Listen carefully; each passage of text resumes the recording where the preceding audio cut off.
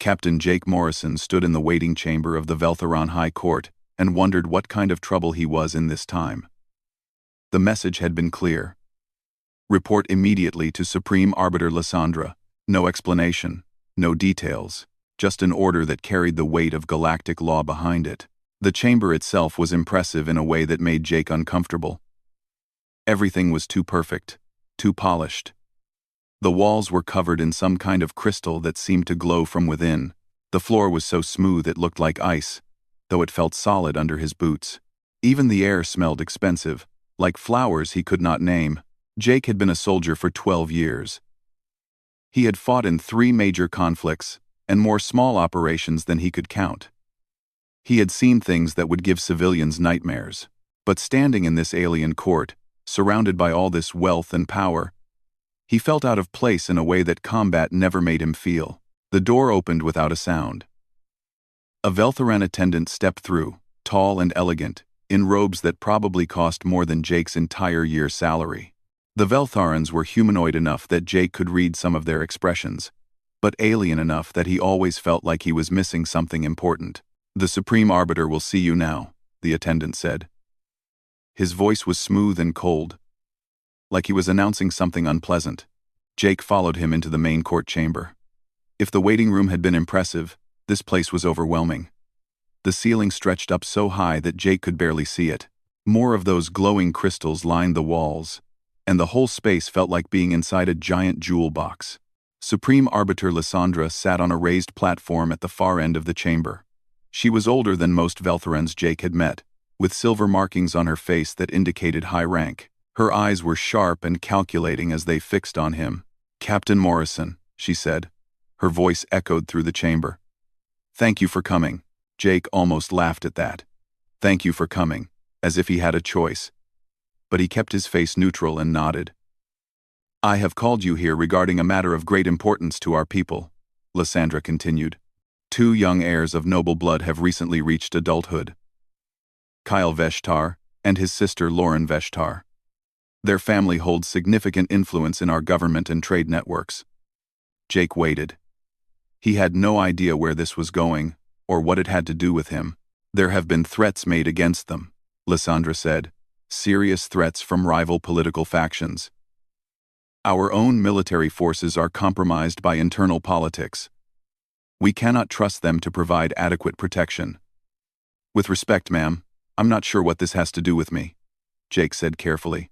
Lysandra's expression did not change. "We have studied your species extensively, Captain. Humans are new to the galactic community. You come from a world that most species consider extremely dangerous. Your planet has weather patterns that would kill most sentient beings. Your gravity is crushing. Your diseases are lethal. And yet humans thrive there." Jake still did not understand. "Yes, ma'am. Earth is our home. More importantly," Lysandra continued, "we have observed how humans train their young, how you teach them not just facts and protocols, but adaptability and survival, how you value practical skills alongside theoretical knowledge. This is unusual among civilized species." Now Jake was beginning to see where this might be going, and he did not like it at all. "The Veltheran High Court orders you to serve as personal guard and mentor to Kyle and Lauren Veshtar for 1 galactic standard year," Lysandra announced. "You will ensure their safety and prepare them for the responsibilities they must assume." Jake took a breath. "Ma'am, I'm a soldier. I'm not a teacher or a babysitter for alien nobility. Nevertheless, this is the court's decision," Lysandra said. Her tone made it clear the discussion was over. "The order is binding under galactic law. You will report to the palace residence tomorrow morning."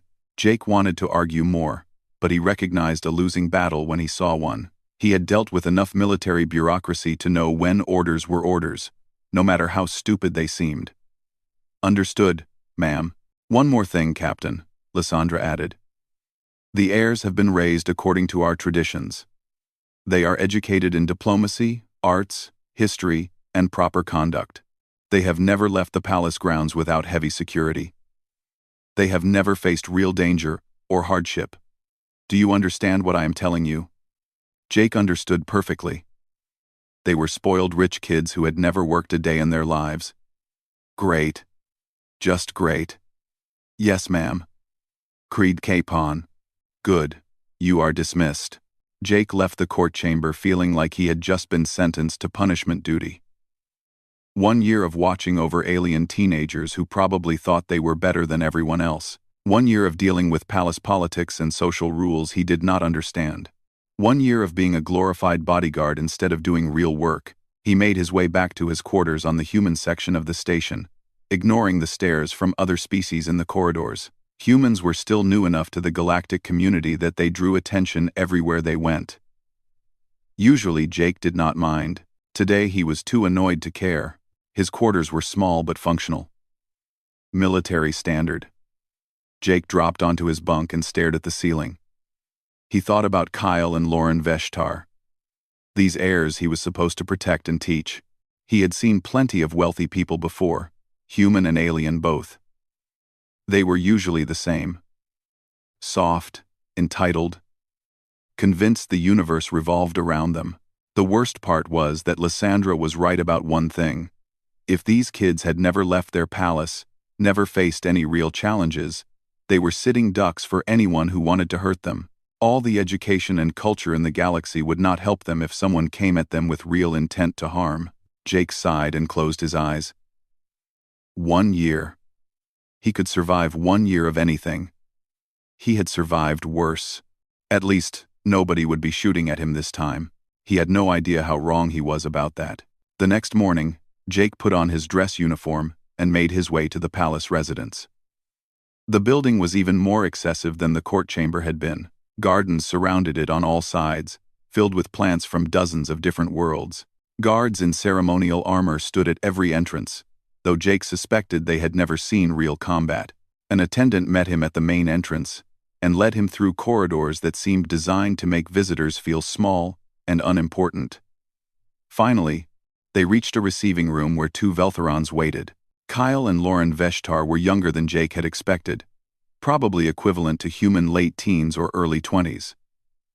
Kyle was tall, even for a Veltheran, with the blue skin tones that indicated noble birth. He wore robes that looked complicated enough to take an hour to put on. His expression was polite but distant, like he was looking at something mildly interesting but not particularly important. Lauren was shorter, with similar blue tones and markings that showed she was related to Kyle. Her robes were even more elaborate than her brother's. She studied Jake with curiosity. Her head tilted slightly to one side. "So you are the human soldier," Kyle said. His voice was cultured and smooth. "The one the court believes can protect us better than our own people." There was just enough condescension in his tone to make Jake's teeth clench. But he kept his voice level. "Captain Jake Morrison, sir. I'll be your security detail for the next year." How primitive Earth must be, if this is what passes for refinement among your kind, Lauren said softly. She was not trying to be cruel, Jake realized. She genuinely believed it. To her, he probably looked like a barbarian in a uniform. Jake looked at these 2 sheltered, elegant, completely unprepared young aliens, and felt something shift in his chest. This was not going to be about standing in corners and looking intimidating. If he was going to keep them alive for a year, he was going to have to teach them things their fancy education had never covered. Things like how the real universe worked when you stepped outside your crystal palace. This was going to be interesting. The first week was worse than Jake had imagined. Kyle and Lauren moved through their days like actors in a play, every action rehearsed and proper. They attended lessons in diplomacy and history. They practiced music on instruments Jake did not recognize. They received visitors in formal settings, where everyone spoke in careful, coded language that said nothing real. And through it all, Jake followed them like a shadow, watching for threats that never came. The palace was supposed to be secure. Guards at every entrance. Surveillance systems monitoring every corridor. Protocols for everything from meal preparation to visitor screening. But Jake had been a soldier long enough to know that security was only as good as the people running it. And from what he had seen, The palace guards were more focused on ceremony than actual protection. On the 8th day, Jake decided he had seen enough. He found Kyle and Lauren in one of their private studies, reviewing some kind of trade agreement with their tutor. Jake waited until the tutor left, then stepped into the room. "We need to talk," he said. Kyle looked up from his documents with mild annoyance. "About what, Captain? Has there been a security issue?" "Yeah, there has," Jake said. "You two have no idea how to protect yourselves." Lauren's expression shifted to something between confusion and offense. "We have guards. We have you. That is why you are here, is it not?" "What happens if I'm not there?" Jake asked. "What happens if someone gets past the guards? What do you do?" Kyle set down his documents with exaggerated patience. "Captain, we appreciate your concern, but we have lived our entire lives in safety. Our people have protocols for every situation. We are perfectly secure." "No, you're not," Jake said flatly. "You're targets. Rich, important targets who can't even tell when someone's watching them wrong. Do you know how many entrances this room has? Do you know which ones can be secured and which ones can't? If someone came through that door right now with bad intentions, what would you do?" "We would summon help, of course," Lauren said, though she looked less certain now. "How?" Jake pressed. "Show me your emergency alert system." Lauren glanced at her brother. Kyle gestured vaguely toward a panel on the wall. "The communication panel. We would activate it, and guards would respond." "That panel is 15 feet away," Jake said. "An attacker could cross this room in 3 seconds. You'd be dead before you touched it. What's your backup plan?" The silence that followed was uncomfortable. Jake could see the realization starting to dawn on their faces. They had never thought about these things because they had never needed to. Their whole world was built on the assumption that other people would handle the dangerous parts of life. "I want to teach you some basic skills," Jake said. "Situational awareness. How to read a room. How to spot when something's wrong. Basic self-defense." "That is unnecessary," Kyle said, but his voice had lost some of its confidence. "We are nobles, not soldiers. Such training would be inappropriate for people of our station." "Being dead would be pretty inappropriate too," Jake shot back. "Look, I get it. You've been raised a certain way. You have traditions and expectations. But your enemies don't care about any of that.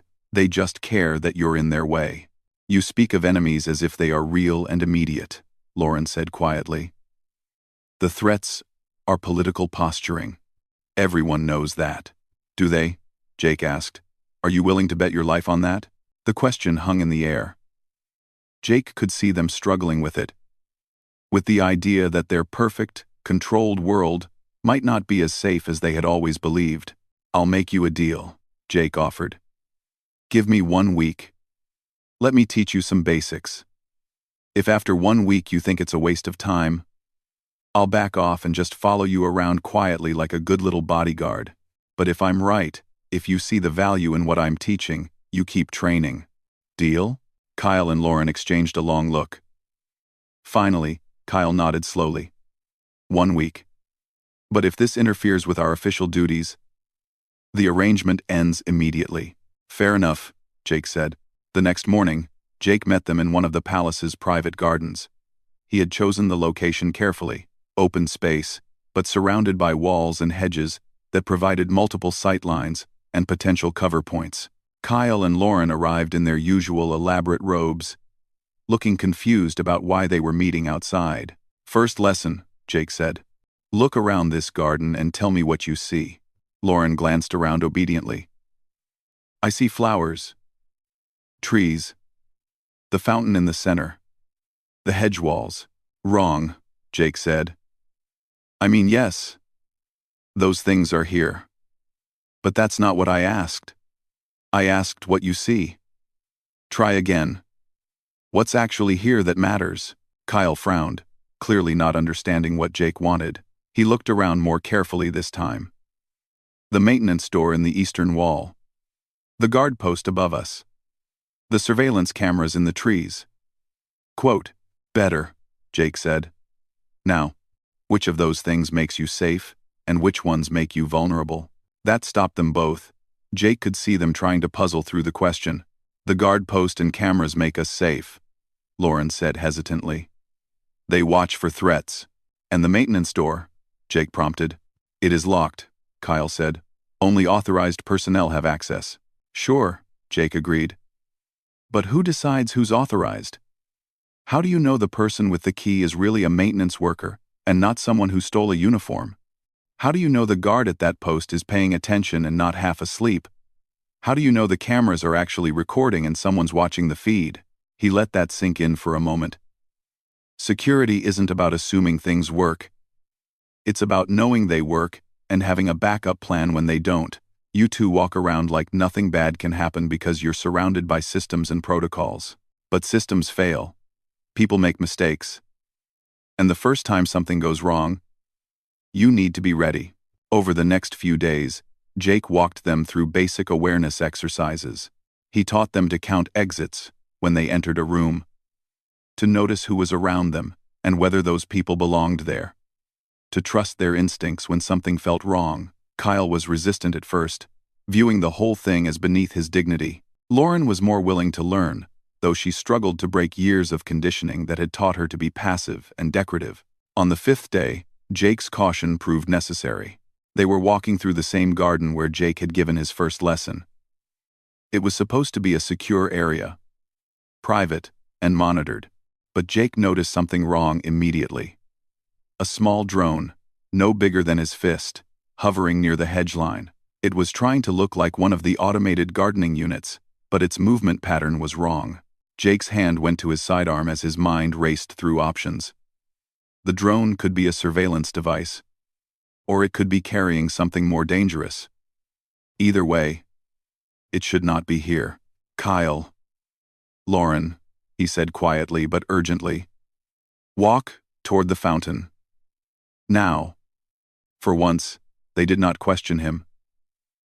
Jake saw recognition flash across Lauren's face. She had been paying attention to the lessons. She grabbed her brother's arm and pulled him toward the center of the garden, putting distance between them and the drone. Jake moved fast. He pulled his weapon and fired twice. The drone sparked and fell, hitting the ground hard. Immediately, alarms started blaring throughout the palace. Palace guards came running from multiple directions, weapons ready. Jake kept himself between the downed drone and the heirs while the guards secured the area. One of them approached the device carefully, using a scanner to check it. It's clean, the guard reported. Just surveillance equipment. But the access codes are not in our system. Someone unauthorized deployed this. Kyle and Lauren stood by the fountain, both looking shaken. This was real. Not a drill. Not a lesson. Someone had actually breached palace security to spy on them, possibly to gather information for something worse. Supreme Arbiter Lysandra arrived within minutes, her face cold with controlled anger. She questioned Jake thoroughly about what he had seen and how he had responded. Then she turned to the heirs. Are you harmed? She asked. No, Lauren said. Her voice was steady, but Jake could hear the fear underneath. Captain Morrison moved us to safety. Before addressing the threat, Lysandra looked at Jake for a long moment. It seems the court chose wisely, Captain. Though I question the necessity of your training methods. With respect, ma'am, Jake said. If they hadn't been learning to pay attention to their surroundings, they might not have moved when I told them to. Hesitation could have been fatal if that drone had been armed.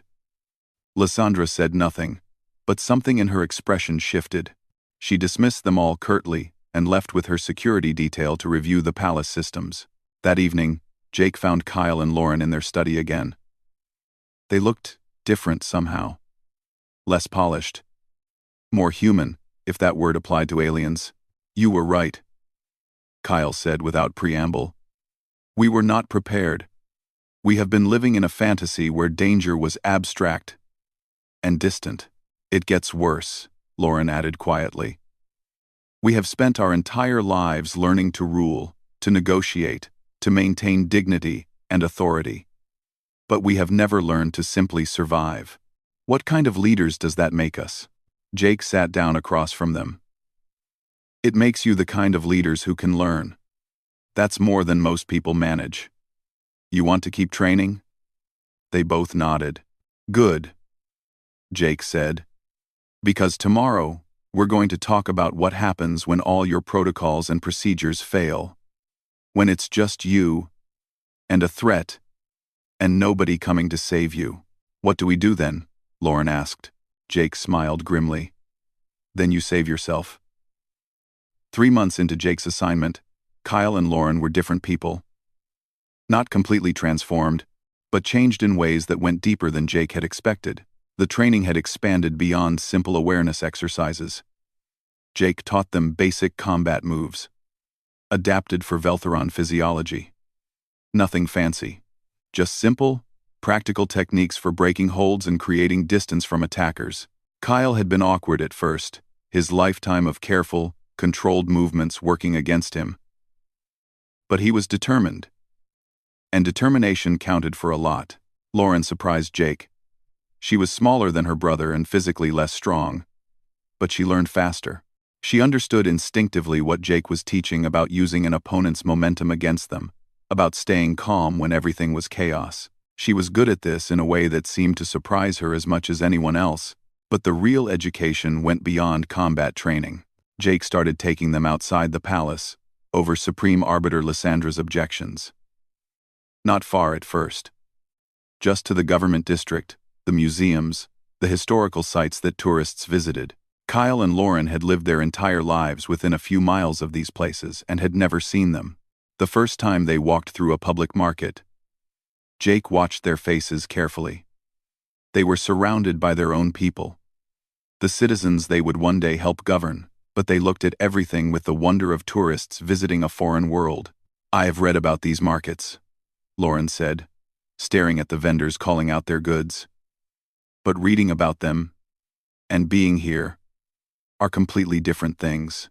A Veltheran child, no more than 6 or 7 in human years, ran past them chasing a toy that had gotten away. The child's parent called out apologetically, but Kyle had already stepped aside, smiling. It was a small moment, but Jake saw something shift in Kyle's expression. These were not abstract subjects in a classroom. They were people with real lives.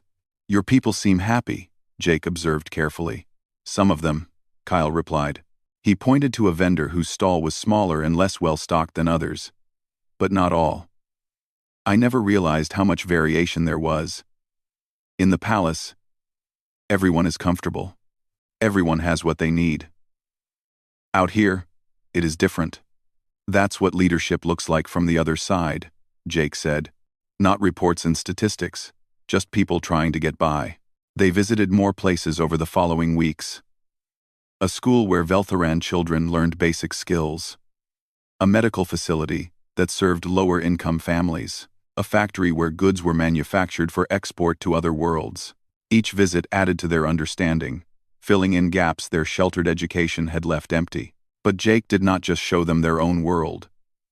He taught them about humanity, about Earth, and its history. One evening in their private study, he pulled up images from human history on a display screen. This is Earth, he said, showing them a blue and green planet that looked peaceful from space. It looks beautiful, Lauren admitted. It is, Jake agreed. It's also trying to kill you at every moment. The weather alone can generate winds strong enough to level cities. The water can rise up in waves taller than buildings. The ground shakes and tears itself apart without warning. And that's not counting the predators, the diseases, the thousands of ways nature finds to test you. Kyle studied the images with fascination. How do humans survive there? We adapt, Jake said simply. When something doesn't work, we try something else. When we face a problem we can't solve alone, we work together. When the old ways stop being useful, we invent new ones. That's what makes humans dangerous in the galaxy. Not because we're stronger or smarter than everyone else. We're not. But we're really, really good at figuring things out when we have to. He switched the display to show human history. Cities rising and falling. Empires that thought they would last forever, crumbling into dust. Scientific discoveries that changed everything. Wars that nearly destroyed them. Periods of peace, where art and culture flourished. Your people value tradition, Jake continued. And that's not wrong. Tradition preserves wisdom, maintains stability. But humans learned a long time ago that tradition alone isn't enough. You have to be willing to change when the world changes. Otherwise, you're just repeating the same mistakes and calling it honor. Is that what you think we do? Kyle asked. There was no anger in his voice, just curiosity. Repeat mistakes? I think your people have built something impressive, Jake said honestly. Your society is stable. Your culture is rich. You've avoided a lot of the conflicts that plague younger species. But stability can become stagnation, and that makes you vulnerable in ways you don't expect. Lauren was quiet for a moment. Then she asked, Is that why we were so unprepared? Because we valued tradition over adaptation? Partly, Jake said. You were raised to be perfect examples of Veltharan culture, to embody all the values and graces your people admire. But nobody taught you how to handle it when things go wrong. Because in your world, things aren't supposed to go wrong. There are protocols for everything.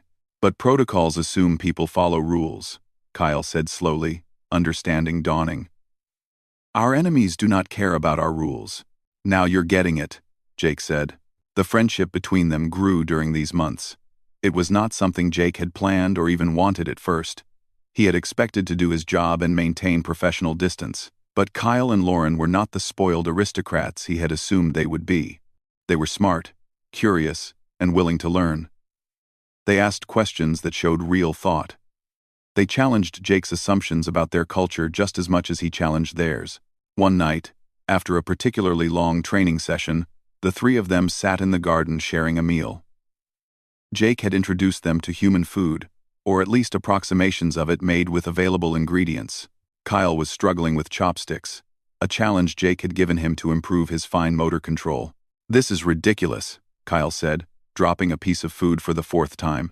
Why would anyone choose to eat this way? Builds patience, Jake said, grinning. Also, it's funny watching you struggle. Lauren laughed. It was the first time Jake had heard her really laugh, not the polite social laughter she used in formal settings. We must look very foolish to you sometimes.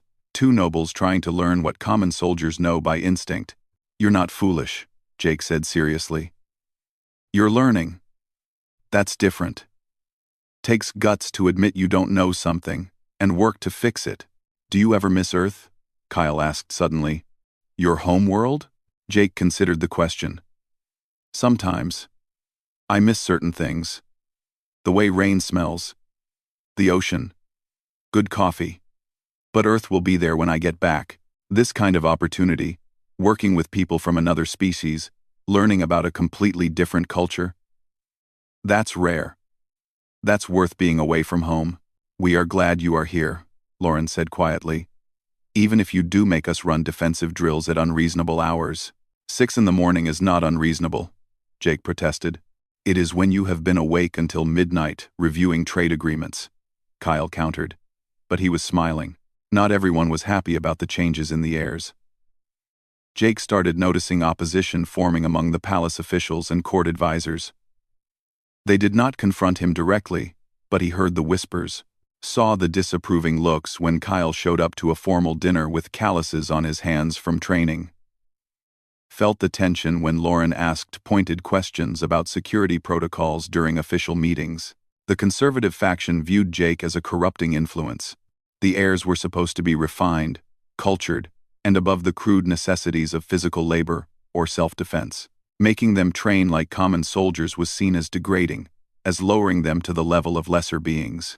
Supreme Arbiter Lysandra remained neutral on the surface, but Jake knew she was watching everything carefully. She attended one of their training sessions unannounced, standing silent as Jake ran Kyle and Lauren through response drills. After the session ended, she approached Jake. You are teaching them to think like soldiers. I'm teaching them to survive, Jake corrected. There's a difference. Is there? Lysandra asked. They are nobles, Captain. Their role is to lead through wisdom and authority, not through physical prowess. They can do both, Jake said. Wisdom doesn't mean much if you're dead, and authority built on being helpless is fragile. Your enemies already know that. That's why they're targeting them in the first place. Lysandra was quiet for a long moment. There are those in the court who wish to end this experiment. They believe you are damaging the heirs' ability to fulfill their proper roles. What do you believe? Jake asked. I believe, Lysandra said carefully, that the heirs are alive because of your training. That cannot be disputed, but I also believe there are limits to how much our traditions can bend before they break. Find a balance, Captain, or the decision may be taken from both of us. It was a warning, and Jake took it seriously.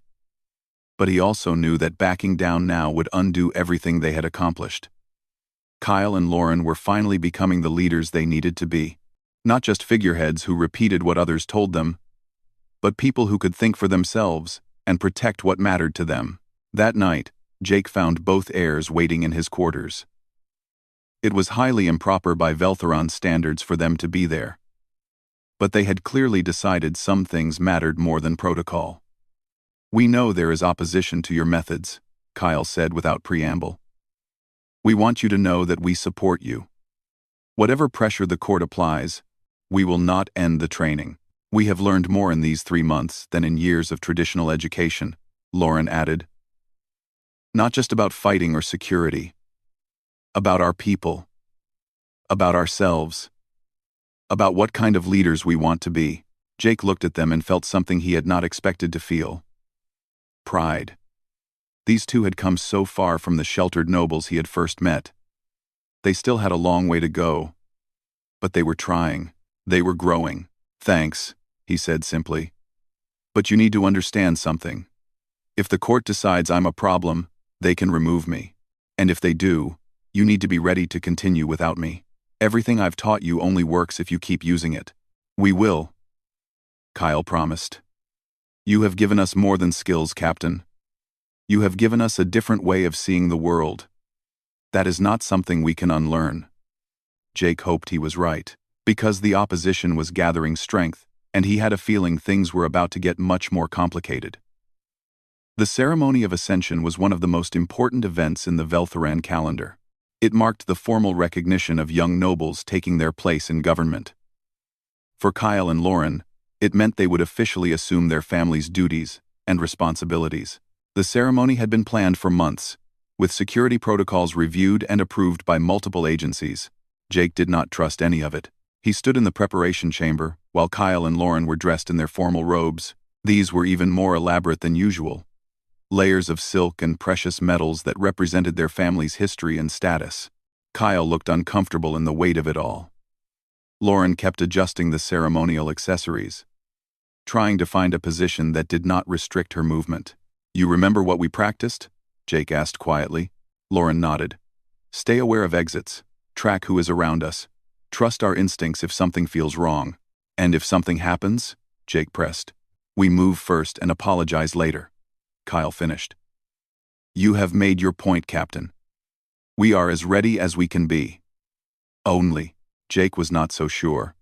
The ceremony would be held in the Grand Hall, a massive space designed to hold thousands of spectators. Too many people. Too many sightlines. Too many variables. He had reviewed the security plans 3 times and found them adequate on paper but concerning in practice. The palace guards were focused on ceremony and protocol, not actual threat assessment. He had tried to convince Supreme Arbiter Lysandra to postpone the ceremony, to give him more time to verify the security arrangements. She had refused. The ceremony had been scheduled for this date for political reasons that could not be changed. Important families from across the planet would be attending. Trade delegations from other worlds had already arrived. Canceling would create diplomatic problems that outweighed security concerns. In other words, politics trumped safety. As usual, the Grand Hall was impressive even by Veltheran standards. The ceiling was a dome of crystal that let in natural light. The walls were covered in tapestries depicting important moments in Veltheran history. Rows of seats rose up on 3 sides, already filling with nobles and officials in their finest dress. At the center was a raised platform where the ceremony would take place. Jake took his position near the platform, close enough to respond to threats, but far enough back to maintain proper protocol. Other guards were stationed throughout the hall, all in dress uniforms. They looked professional and alert, but Jake knew appearance meant little. He scanned the crowd constantly, looking for anything out of place. The ceremony began with formal speeches from various officials. Jake tuned out the words and focused on watching. Kyle and Lauren stood on the platform, maintaining perfect posture despite the weight of their robes. They looked every bit the refined nobles they had been raised to be, but Jake knew that underneath the ceremony and tradition, they were paying attention to everything around them, just as he had taught them. Supreme Arbiter Lysandra gave the formal blessing, her voice carrying through the hall with practiced authority. The crowd responded with ritual phrases Jake did not understand. Everything was proceeding exactly according to plan. That was when Jake noticed the first inconsistency. A guard near the eastern entrance, standing just slightly wrong. His posture was correct, his uniform perfect, but something about his positioning bothered Jake. The guard was too close to the power junction for the hall's systems, close enough to access it quickly if needed. Jake's hand moved to his communicator, ready to alert other security. Then he saw the second problem. 3 attendants moving through the crowd with refreshments. But their path was wrong. They were converging on the platform from different directions, creating a triangulation that looked accidental but felt deliberate. His instincts screamed at him. This was it. This was the attack they had been waiting for. Jake moved fast. He crossed to the platform in 3 long strides, grabbing Kyle's arm as he passed. "Get down! Now!" To their credit, Kyle and Lauren did not hesitate or question. They dropped to the platform floor, their training overriding years of protocol that said nobles did not kneel for anyone. The hall erupted into chaos. The lights went out first. The guard near the power junction had done his job, plunging the grand hall into darkness. Emergency lighting kicked in after a moment, but it was dim and created shadows everywhere. The crowd panicked immediately, nobles screaming and trying to push toward the exits. Jake saw the 3 attendants drop their trays and pull weapons from beneath their robes. Small, concealable weapons designed to get past security scanners. They moved toward the platform with the confidence of people who knew exactly what they were doing, but they were moving toward where Kyle and Lauren should have been standing, not where they actually were. Jake drew his weapon and fired twice, hitting the nearest attacker in the chest. The alien went down hard. The other 2 assassins adjusted immediately, searching for their targets in the chaos. "East exit," Jake snapped at Kyle and Lauren. "Move." They ran, low and fast, exactly as Jake had drilled them. Jake provided cover, firing at the remaining assassins to keep them focused on him instead of the heirs. Palace guards were responding now, but they were confused and disorganized. The darkness and panicking crowd made coordinated response nearly impossible. Jake heard weapon fire behind him and threw himself sideways. A shot passed through the space where he had been standing a moment before. He rolled, came up firing, and hit the second assassin. The alien stumbled but did not go down, armor under the attendant uniform absorbing the impact. Kyle and Lauren had almost reached the exit when a 4th assassin appeared, blocking their path. This one had been waiting, positioned to catch them if they ran. Smart, coordinated, professional, but Kyle and Lauren were not the helpless targets the assassins expected. Lauren moved first. She grabbed a ceremonial banner from a wall display and threw it over the assassin's head, blocking their vision. Kyle followed up with a kick to the knee, a basic move Jake had taught them that worked because it was simple and brutal. The assassin went down, off balance and disoriented. Jake caught up to them and finished what they started, disarming the assassin with efficient violence.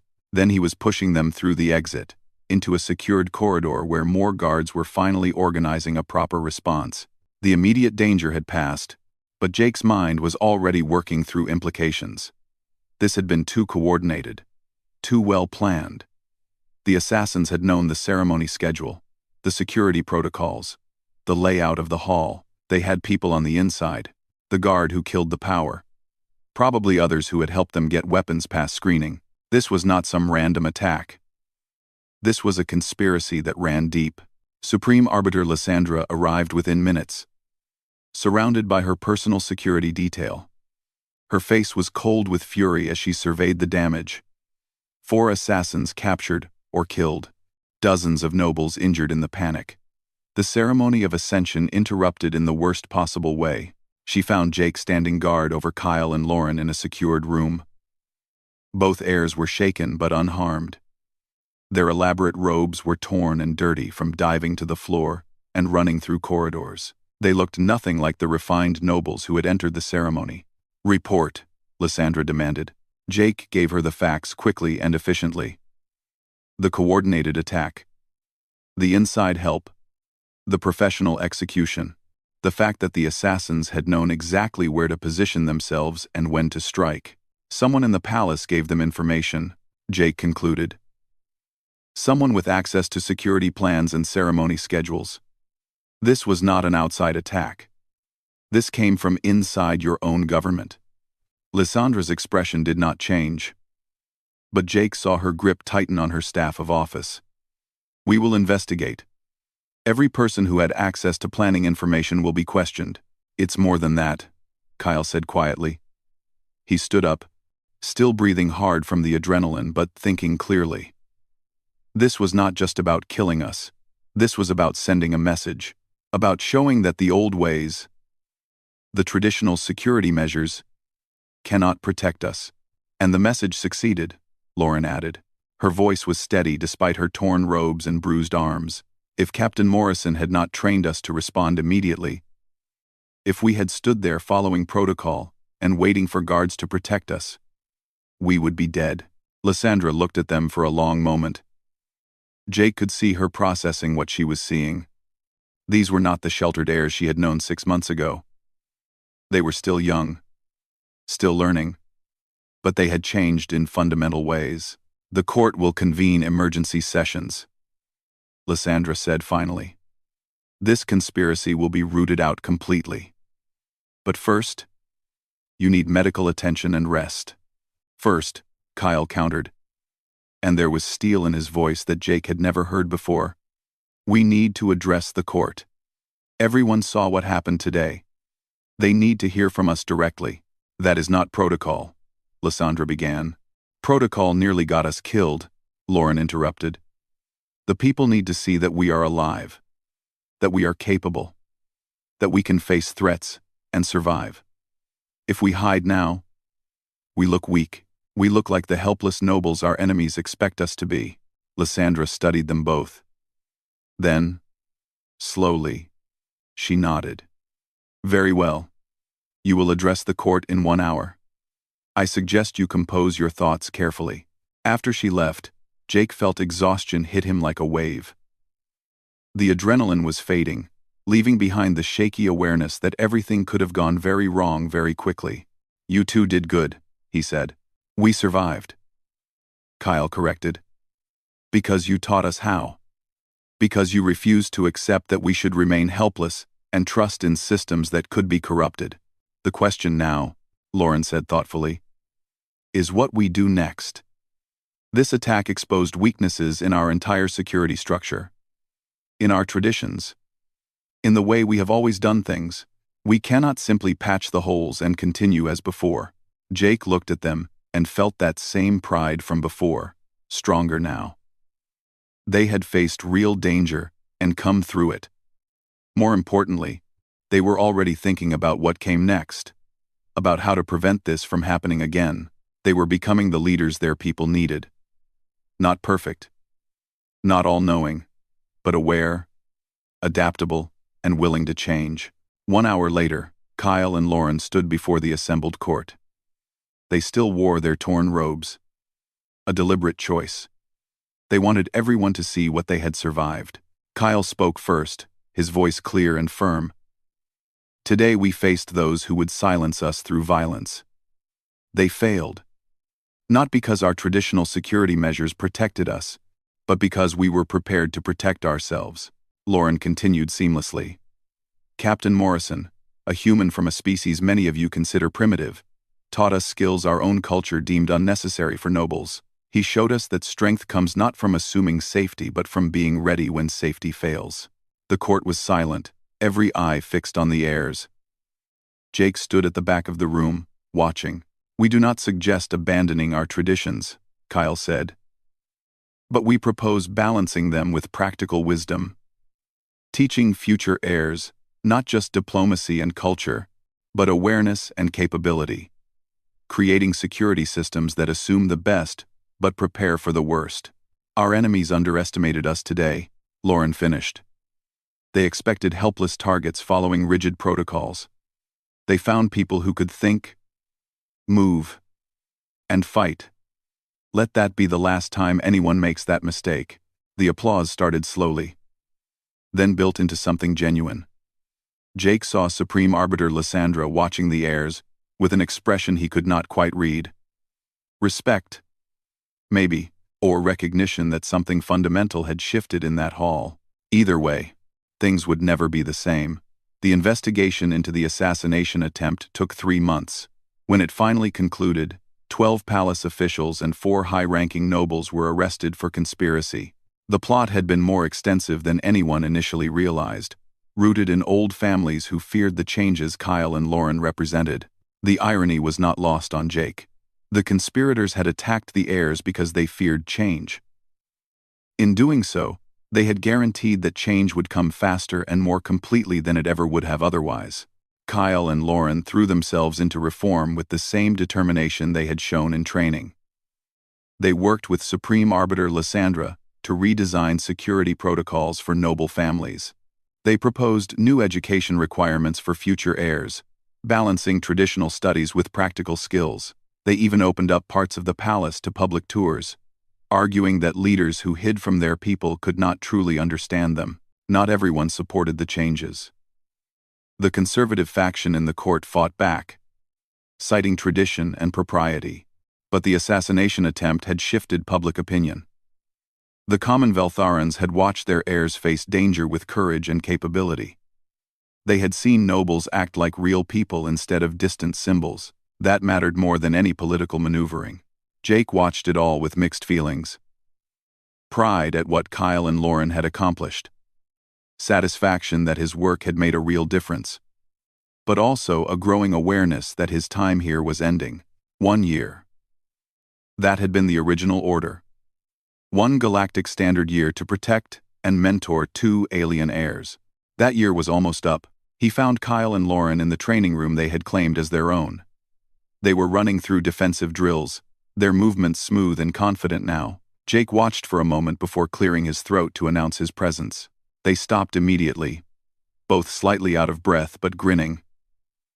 In the past months, they had gained muscle tone that would have been scandalous by old court standards. They wore simple training clothes instead of elaborate robes. They looked nothing like the nobles Jake had first met. "Your form is getting sloppy," Jake said, though it was not really true. They had become genuinely skilled. "Then stay and correct it," Lauren replied. But her smile faded as she saw his expression. "You're leaving." It was not a question. They had all known this moment was coming. "My assignment ends in 2 weeks," Jake confirmed. "I've been ordered back to regular duty with the coalition forces." Kyle set down the practice weapon he had been using. "We could request an extension. Supreme Arbiter Lysandra would approve it. The court would support it." "I know," Jake said, "but that's not how this works. You two don't need a bodyguard anymore. You need to stand on your own. To show everyone that you can lead without someone watching over you." "You are more than a bodyguard," Lauren said quietly. "You know that." Jake did know that. Somewhere over the past year, these 2 aliens had become his friends. Not just assignments or students, but people he genuinely cared about. Leaving was going to be harder than he had expected. "You're going to be fine," he said. "Better than fine. You're going to change your whole society, probably in ways that will make the old guard very uncomfortable. But that's what good leaders do. They push things forward, even when it's hard." Over the next 2 weeks, Jake worked with palace security to ensure a smooth transition. He reviewed all the protocols and procedures, made recommendations for ongoing training, and identified people he trusted to continue the work he had started. It was practical, necessary work. It also kept him busy enough that he did not have to think too much about leaving. The night before his departure, Supreme Arbiter Lysandra summoned him to her private office. It was a smaller space than the Grand Court Chamber, filled with books and documents that showed she actually worked there. "Captain Morrison," she said without preamble, "the Velthoran High Court wishes to offer you a permanent position. You would serve as Chief Security Advisor, with authority to train not just the heirs but all noble families in your methods. The compensation would be substantial." Jake had expected this offer. He had prepared his answer. "I appreciate the offer, ma'am. Truly. But I need to decline." Lysandra raised one elegant eyebrow. "May I ask why?" "You have clearly found the work meaningful. Kyle and Lauren hold you in the highest regard. You would be able to shape our entire approach to security and leadership development." "All of that is true," Jake agreed. "But if I stay, I become a crutch. Kyle and Lauren would keep turning to me for answers, instead of finding them themselves. The next generation of heirs would learn my methods secondhand, instead of developing their own. Change has to come from inside your culture, not from an outsider who stays forever." "That is remarkably wise for someone so young," Lysandra observed. "I learned it from watching Kyle and Lauren," Jake said honestly. "They didn't get strong because I gave them all the answers. They got strong because I made them find their own answers. Same principle applies here. Subsequently place compred. There argon of the 2141. There's offensive thus panned compred place." Jake. Lysandra was quiet for a moment. Then she stood and pulled something from a drawer in her desk. It was a medal. Crafted from metal Jake did not recognize. The design was simple but elegant, a circle with symbols he could not read.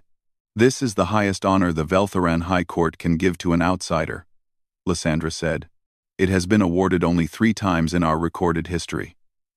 We give it to you, not for protecting the heirs, though you did that admirably. We give it for teaching them to protect themselves, for showing us that our traditions, while valuable, were incomplete, for having the courage to push back against an entire culture because it was the right thing to do." She pinned the medal to Jake's uniform.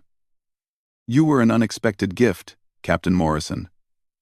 We asked for a guard and received a teacher.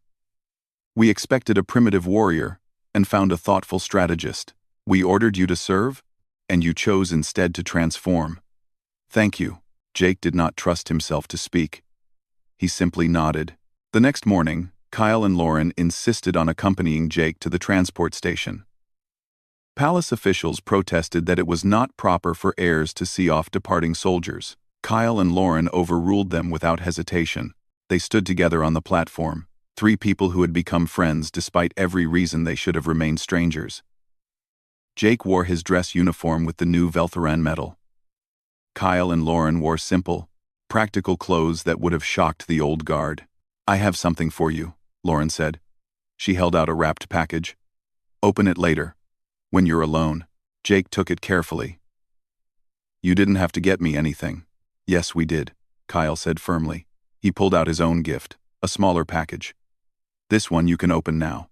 Inside was a traditional Velthoran blade, the kind nobles carried as symbols of their family and status. But this one had been modified. The blade was marked with both Velthoran symbols and English text. Jake could read his own name alongside text he assumed was important in their language. "It says, 'Friend of the House,'" Kyle explained. "It means you are forever welcome here. That our home is your home. That our family is your family. We know humans value such things," Lauren added. "The connection between people who have faced danger together, who have learned and grown together. That is what you are to us now." Jake felt his throat tighten. He managed to get out. "Thank you, both of you, for everything." "No," Kyle said. "Thank you. You came here expecting to babysit spoiled nobles. Instead, you gave us the greatest gift possible. You showed us who we could become." The transport announcement sounded. "Time to go." Jake shook hands with both of them, a human gesture they had learned to appreciate. Then, on impulse, He pulled them into a brief hug. Completely improper by Veltheran standards. Neither of them cared. "Take care of each other," he said. "Take care of your people. And remember, if something seems wrong, it probably is. Trust your instincts. We will," Lauren promised. "And you remember that you have friends here. Always." Jake boarded the transport. Through the window, he watched Kyle and Lauren standing side by side on the platform. They were waving. An informal gesture that would have been unthinkable for nobles a year ago. He waved back. As the transport lifted off, Jake opened Lauren's gift. Inside was a handwritten journal, filled with their observations and thoughts from the past year. The final entry made him smile. "Captain Morrison came to us as a guard. He stayed as a teacher. He leaves as a friend. But his real legacy is this. He taught us that being strong does not mean never needing help. It means knowing when to ask for it. Being a leader does not mean being perfect. It means being willing to learn. And being noble does not mean being above others. It means serving them with everything you have. We will carry these lessons for the rest of our lives, and we will teach them to the next generation, and the generation after that. His time with us was limited. His impact will last forever." Jake closed the journal and looked out the window at the planet falling away below. Somewhere down there, two young leaders were beginning the hard work of changing their entire culture. They would face opposition and setbacks. They would make mistakes. But they would succeed because they had learned the most important lesson. Real strength comes from within. 3 years later, Jake was leading a coalition training exercise when he received an unexpected message. It was from the Veltheran Diplomatic Corps, requesting his presence for a ceremony. When he arrived at the Veltheran embassy, he found Kyle and Lauren waiting. They were older now, carrying themselves with even more confidence and authority. They had taken formal positions in the Veltheran government, implementing the reforms they had started years ago. "We have a proposal," Kyle said after the greetings were done. "Several other species have observed our success with your training methods. They want to establish similar programs for their own leaders and heirs. They are requesting human advisors." "We are not asking you to train them," Lauren clarified. "We are asking you to help design the program. To teach others to teach. Your year with us has become a model for an entire new approach to leadership development across multiple species." Jake thought about it. About the ripples spreading outward from one court order that had seemed like punishment duty. About how one soldier's work with 2 alien nobles had somehow changed the conversation about what leadership meant in the galactic community. "I'm interested," he said. "Tell me more." Kyle and Lauren smiled. They had known he would say yes. Over the following months, Jake worked with representatives from a dozen species to develop training frameworks. Each program was adapted to fit different cultures and physiologies, but all shared core principles. Leaders needed practical skills alongside theoretical knowledge. They needed to understand the people they governed, not just rule from distance. They needed to be able to adapt when situations changed instead of rigidly following protocol. It was human thinking applied to galactic problems. Not because human ways were better, but because they offered a different perspective that other species had not considered. The programs were not always successful. Some species found the concepts too alien to their traditions.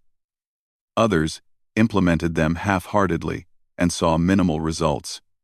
But enough succeeded that the reputation of human trainers and advisors grew. Humanity, the newcomers from the dangerous death world, became valued not for their military might or technological advancement, but for their ability to teach others to see possibilities they had missed, for their talent at finding practical solutions to complex problems, for their understanding that strength came in many forms, and sometimes the strongest thing you could do was admit you needed to change. Jake eventually returned to more traditional military duties, but he stayed in touch with Kyle and Lauren. They sent updates on Veltheran reforms, on the new generation of nobles being trained in both traditional and practical skills. They shared stories of other species adopting similar approaches, of old hierarchies slowly adapting to new realities. And sometimes, late at night, Jake would take out that Veltheran blade and journal, And remember the year he spent with two alien nobles who became his friends. The year he was ordered to guard them and ended up transforming them instead. The year that proved that sometimes the most important battles were not fought with weapons but with ideas, and that the greatest victories came not from defeating enemies, but from helping allies become the best versions of themselves. He had been one soldier on a punishment assignment. He had become a catalyst for change that spread across multiple worlds.